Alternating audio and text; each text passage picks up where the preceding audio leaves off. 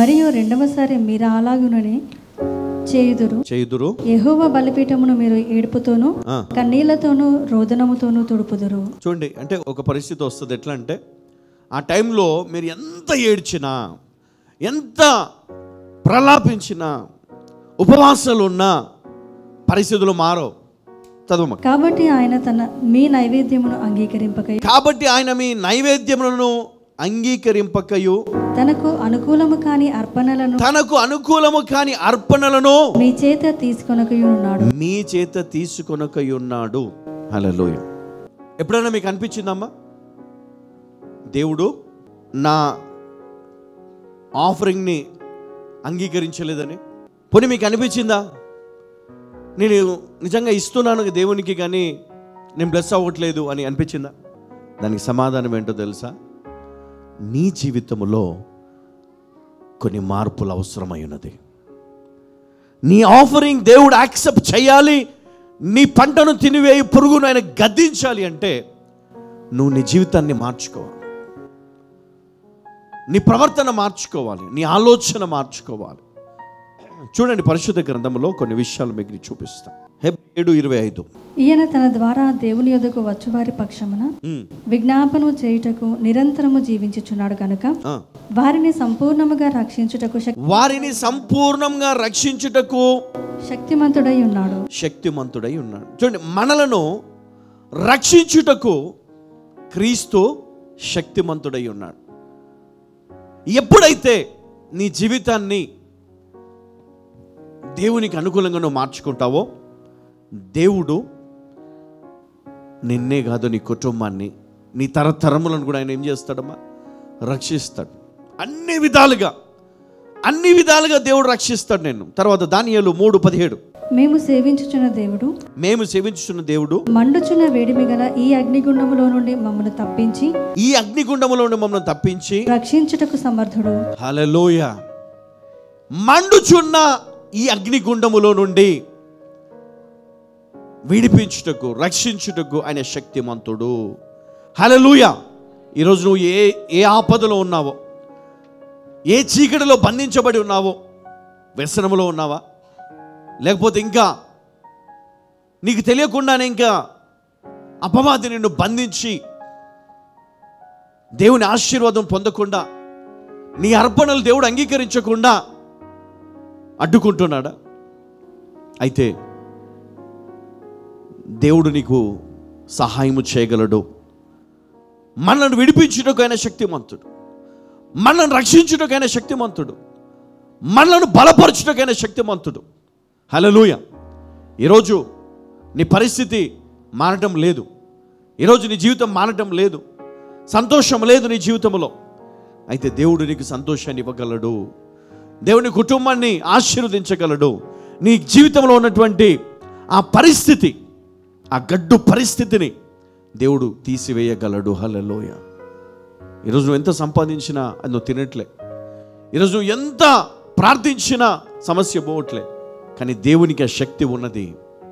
దేవుడు తీసివేయగలడు, దేవుడు నిన్ను బ్రతికించగలడు, దేవుడు నిన్ను ఉన్నతమైన స్థితిలోకి తీసుకొని రాగలడు. అయితే నువ్వు చేయవలసింది ఒకటే, వాక్యము నీకు నేర్పించే సత్యాన్ని నువ్వు నమ్మిన ఎడల ఆ వాక్యము నిన్ను బ్రతికింపచేస్తుంది. హల్లెలూయా. 2 కొరింథీ 6:6 నుండి. పవిత్రతతోను జ్ఞానముతోను దీర్ఘశాంతముతోను దయతోను పరిశుద్ధాత్మ వలనను నిష్కపటమైన ప్రేమతోను సత్యవాక్యమును చెప్పుట వలనను దేవుని బలము వలనను కుడి ఎడమల నీతి ఆయుధములు కలిగి ఘనతల వలనను సుకీర్తి దుష్కీర్తుల వలనను దేవుని పరిచారకులమై ఉండి అన్ని స్థితులలో మమ్మును మేమే మెప్పించుకొనుచున్నాము. చాలమ్మా. అపోస్తలుడైన పౌలు కొరింథీయులకు రాస్తూ మరి విషయాలు చెప్తా ఉన్నాడు. పవిత్రతతోను జ్ఞానముతోను దీర్ఘశాంతముతోను దయతోను పరిశుద్ధాత్మ వలనను నిష్కపటమైన ప్రేమతోను సత్యవాక్యము చెప్పుట వలనను. వీళ్ళు ఏం చేస్తున్నారంటే ఈ పవిత్రమైనటువంటి హృదయముతో, జ్ఞానముతో, దీర్ఘశాంతముతో, దయతో, పరిశుద్ధాత్మ వలన వారు దేవుని యొక్క పరిచర్య చేస్తూ ముందుకు వెళ్తూ ఉన్నారు. ప్రతి సంఘములో విశ్వాసి కూడా మరి వీటిని నేర్చుకోవాలా, వీటిని పాటించాలా. మనం వాక్యం వింటాం కానీ పాటించాం కదమ్మా. ఎంతమంది వాక్యం విని పాటించరు? ప్రతి ఆదివారం వాక్యం విని ఎంతమంది మీ జీవితాన్ని మార్చుకుంటున్నారమ్మా? ఎవ్రీ సండే ఏమైనా ఉపయోగం అవుతుందా మీకు? మీరు అర్థం చేసుకొని ఎంతమంది మీ జీవితాన్ని మార్చుకున్నారు? ఈరోజు వాక్యం వింటున్న మీరు ఆశీర్వదించబడాలని ఎంతో ఆశతో నేను ఈ వాక్యాన్ని మీకోసం బోధిస్తున్నాను. మీ త్రోవలు సరిచేసుకోవాలని, తద్వారా మీ అర్పణను దేవుడు అంగీకరించాలని, తద్వారా మీ యొక్క ప్రార్థన విజ్ఞాపన దేవుడు అంగీకరించాలని మరి వాక్యాన్ని మీకు జ్ఞాపకం చేస్తా ఉన్నాను. ఆనాడు యూదులు, ఇజ్రాయిల్ ప్రజలు మనం చూస్తూ ఉన్నాం. మరి వీరిలో ఉన్నటువంటి భేదాలు, వీరిలో ఉన్నటువంటి ఆలోచన విధానం మారిపోయింది. అంటే పెద్దలకు దేవుడిచ్చిన వాగ్దానాన్ని వీరు నిర్లక్ష్యము చేస్తూ వారి జీవితాన్ని జీవించారు. అందుకే దేవునికి కోపం. ఈరోజు మనం కూడా మన పిల్లలకు మంచి జీవితాన్ని ఇవ్వాలి. ఏమి ఇవ్వాలి? మన పిల్లలకు మంచి జీవితాన్ని ఇవ్వాలి. ఆరోగ్యం, ఐశ్వర్యం మనం సంపాదించాల్సిన పనులే, దేవుడే ఇస్తాడు వాళ్ళకి కదా. దేవుడే ఇస్తాడు వారికి, వాళ్ళ జీవితాలను కడతాడు దేవుడు. కాబట్టి మనం ధైర్యం కలిగి మరి మన జీవితంలో ముందుకు వెళ్తూ నిజంగా కొన్ని విషయాలు మార్చుకోవాలి. ఎందుకంటే దేవుడు చూడండి, కొన్ని వచనాలు మీకు చూపిస్తాను. హెబ్రీ 11:19,